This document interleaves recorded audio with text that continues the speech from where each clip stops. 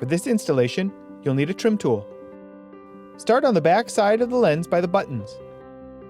Slide the trim tool into the edge.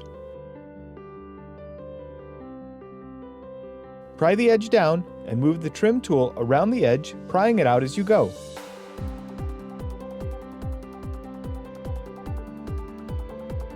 Pull out the incandescent bulb.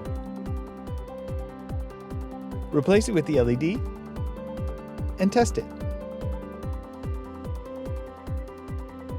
Now remove the other bulb. Replace it with the LED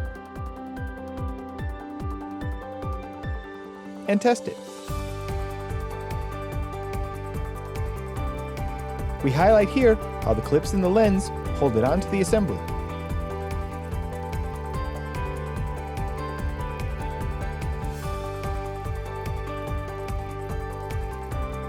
Start by pushing in the front edge and push it up all around to lock in those clips.